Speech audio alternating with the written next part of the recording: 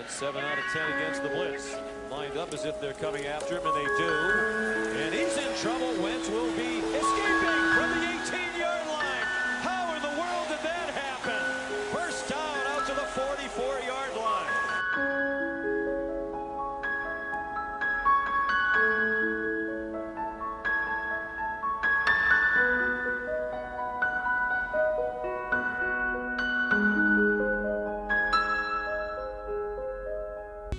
Hey, what's up, YouTube? It's your boy Ben from Ben and Tanaye, and we're back for another installment of NFC East Breakdown. This is week 7. Now, if you've seen the game, Washington Redskins, we lost to the Philadelphia Eagles in a NFC East showdown. We lost, plain and simple. Carson Wentz, he did his thing, man. Nothing I can really say about it. I mean, I can make excuses and say our secondary was banged up, which it was. I feel like we were injured in all the areas that the game made a difference. So, our defensive line, Jonathan Allen's not there. That was a big loss. Josh Norman is not there. A lot of our corners are banged up regardless, even if they played. DJ Swanger, he's dealing with a back injury, but he played, they toughed it out. Our offensive line was dealing with some issues. Brandon Sheriff is out for the rest of the game. Morgan Moses went out a couple of times. He came back in, but he went out a couple of times, and towards the end of the game, Trent Williams went out. So, you know, we're dealing with injuries right now, and the way it's looking, I'm not going to go as far as say our season is over. But the way it's looking until all of our players can get healthy, especially on defense, it's going to be a long season, very long season.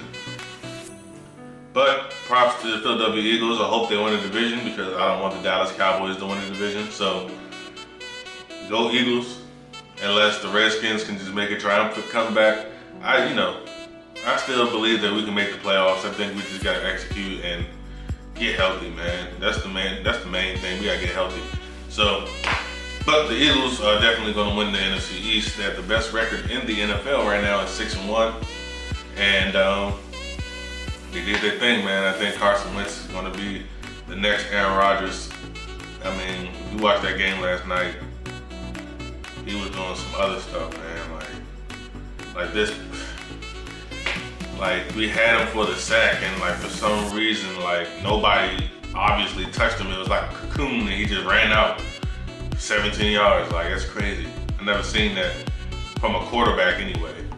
I've seen like Marshawn Lynch do it a couple times, but like from a quarterback, nah, man. But he did his thing, man. Props to the Eagles and props to Carson Wentz. The Dallas Cowboys went into San Francisco to play the San Francisco 49ers, the 0-6 San Francisco 49ers, now they're 0-7. They blew them out 45-10.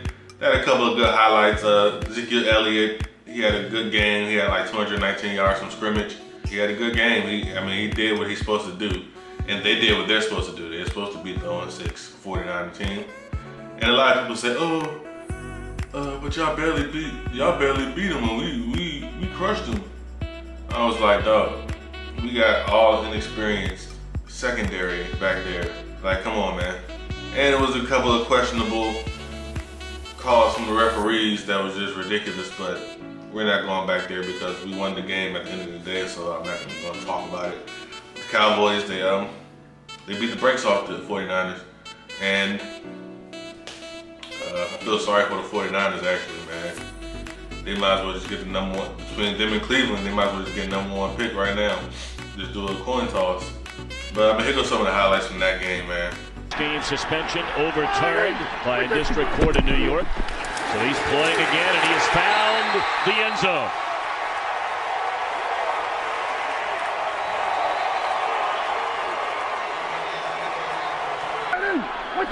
Elliott checks back in the game, and they put it in his hands. Ezekiel Elliott to the 10, the 5. And for a second time, Elliott to the end zone. Zimmer. Looking to the end zone for Witten. One-handed catch, and that is a touchdown for Jason Witten. 7:30 Eastern Time on Tuesday night, game 1 of the World Series. Taking one way, throw it the other way to Ezekiel Elliott. He races down the sideline inside the 20. Back to the inside. Are you kidding me?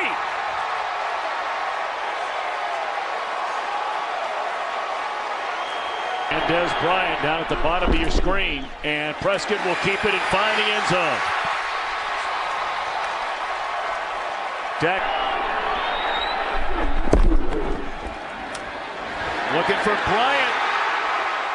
And it is a touchdown, and that touchdown ties the all-time Cowboys franchise record.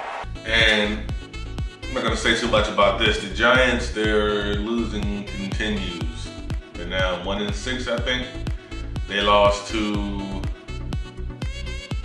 the Seahawks.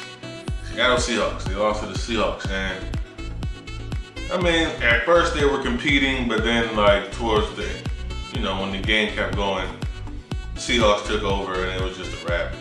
And it's unfortunate now. I see on SportsCenter and all the other NFL Network, they're asking the question: should they sit Eli Manning? And I give you my answer. My answer is no. I feel like they've been in this position before with Eli Manning, and I'm not saying they're gonna win. They're gonna win out. They're gonna, run the table or anything like that. But I'm saying that's your best bet to win. I don't think they have a quarterback that can just come in and give them a spark. And that's just my opinion. Maybe they do. I don't really pay attention to the Giants like that, especially this year. Injuries ended there. Any hopes of them even winning a lot of games. And their offensive line sucks. So you can't. If your offensive line sucks, you can't blame Eli for everything.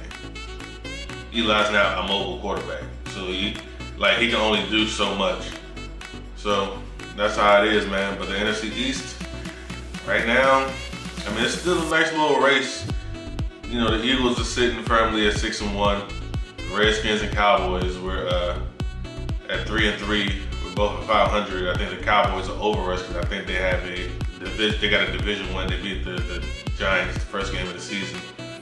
So, but we're at home next week and we play the Dallas Cowboys. So hopefully Josh Norman will be back and we can get something going. Just to get a win at home for the fans, get to 4-3, get above 500 and just keep fighting, man. I feel like we can keep fighting. I always have hope in my team and the confidence in my team, but injuries are real, so you just can't count that out, unfortunately. So that's just how it goes.